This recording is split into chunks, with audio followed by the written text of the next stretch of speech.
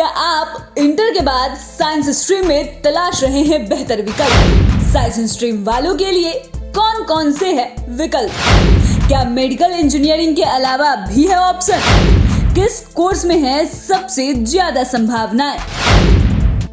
Bihar board ने inter का result जारी कर दिया है, जिसके बाद छात्र अब आगे की पढ़ाई के लिए बेहतर विकल्प तलाश रहे हैं। ऐसे में 12वीं के रिजल्ट के बाद छात्रों को अगर कोई टेंशन होती है तो वो है करियर ऑप्शन चुनने की। ऐसे में साइंस स्ट्रीम से 12वीं करने के बाद अक्सर स्टूडेंट्स डॉक्टर या इंजीनियर बनना चाहते हैं। वहीं कुछ ऐसे भी स्टूडेंट्स हैं जो डॉक्टर इंजीनियर तो बनना नहीं चाहते, लेकिन उन्हें इसके अलावा कोई दूसरा ऑप्शन भी समझ में नहीं आता है और करियर को लेकर काफी कंफ्यूज रहते हैं। असल में साइंस एक बहुत बड़ी स्ट्रीम है जिसमें एक या दो नहीं बल्कि ढेरों विकल्प मौजूद है। हम आपको कुछ ऐसे ही ऑप्शन के बारे में बताने जा रहे हैं जो आपको अपने करियर में एक अलग मुकाम हासिल करने में मदद करेगा। सबसे पहले नैनो टेक्नोलॉजी। एक सर्वे एजेंसी ग्लोबल इंफॉर्मेशन इंक की रिसर्च के मुताबिक 2024 तक नैनो टेक्नोलॉजी इंडस्ट्री के 3.3 ट्रिलियन डॉलर तक पहुंचने की उम्मीद है। नेस्कॉम के मुताबिक 2025 तक इसका कारोबार 180 अरब डॉलर से बढ़कर 890 अरब डॉलर हो जाएगा। तो इसका साफ साफ ये मतलब है कि फील्ड में 10 लाख प्रोफेशनल्स की जरूरत होगी। 12वीं के बाद नैनो टेक्नोलॉजी में बीएससी या बीटेक और उसके बाद इसी सब्जेक्ट में एमएससी या एमटेक करके इस क्षेत्र में शानदार करियर बनाया जा सकता है। दूसरा, स्पेस साइंस। यह बहुत ब्रॉड यानी विशाल फील्ड है। इसके तहत cosmology, stellar science, planetary science, astronomy science जैसे कई फील्ड आते हैं। इनमें 3 साल की बीएससी और 4 साल की बीटेक से लेकर पीएचडी तक के कोर्सेज खासतौर पर इसरो और बेंगलुरु स्थित आईआईएससी में कराए जाते हैं। एस्ट्रोफिजिक्स। अगर आप सितारों और गैलेक्सी में दिलचस्पी रखते हैं तो 12वीं के बाद एस्ट्रोफिजिक्स में रोमांचक करियर बना सकते हैं। इसके लिए आप चाहे तो 5 साल के रिसर्च ओरिएंटेड प्रोग्राम या 4 या 3 साल के बैचलर्स प्रोग्राम में एडमिशन ले सकते हैं। एस्ट्रोफिजिक्स में डॉक्टरेट करने के बाद स्टूडेंट्स इसरो जैसी रिसर्च ऑर्गेनाइजेशन में साइंटिस्ट बन सकते हैं।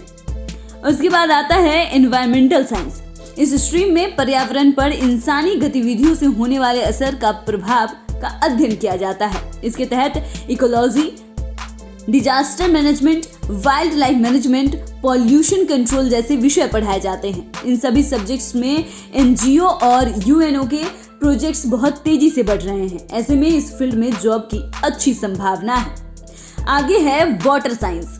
यह जल की सतह से जुड़ा विज्ञान है। इसमें हाइड्रोजियोलॉजी और drainage basin management, water quality management, hydro informatics जैसे विषयों की पढ़ाई करनी होती है।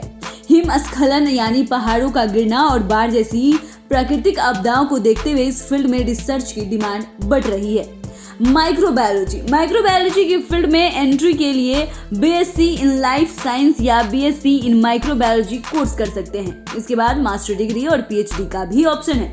इसके अलावा paramedical, marine biology, behavioural science, fisheries science जैसे कई फील्ड है। इसमें साइंस में रुचि रखने वाले स्टूडेंट्स का अच्छा करियर बन सकता है। Dairy science. डेयरी प्रोडक्शन के क्षेत्र में भारत अहम देश है। भारत डेयरी प्रोडक्शन में अमेरिका के बाद दूसरे स्थान पर है। डेयरी टेक्नोलॉजी या डेयरी साइंस के तहत milk production, processing, packaging, storage और डिस्ट्रीब्यूशन की जानकारी दी जाती है। भारत में दूध की खपत को देखते हुए इस क्षेत्र में ट्रेंड प्रोफेशनल्स की डिमांड बढ़ने लगी है।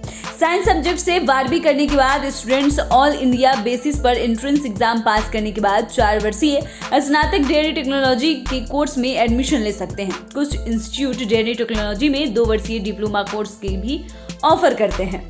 रोबोटिक साइंस का क्षेत्र काफी तेजी से पॉपुलर हो रहा है। इसका इस्तेमाल इन दिनों तकरीबन सभी क्षेत्रों में होने लगा है, जैसे heart surgery, car assembling, land mines. अगर आप इस फील्ड में आना चाहते हैं तो इस क्षेत्र से जुड़े स्पेशलाइजेशन कोर्स भी कर सकते हैं, जैसे artificial intelligence, robotics, advanced robotic system. Computer science से स्नातक कर चुके स्टूडेंट्स इस कोर्स के लिए योग्य माने जाते हैं।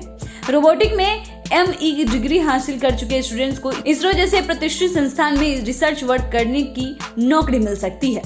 तो फिलहाल अभी के लिए इतना ही। आपके लिए रिपोर्ट लिखी है हमारे सहयोगी शुभम ने। आपको ये रिपोर्ट कैसी लगी हमें कमेंट कर जरूर बताएं। साथ ही ऐसी तमाम अन्य जानकारियों के लिए हमारे साथ बने रहें। धन्यवाद।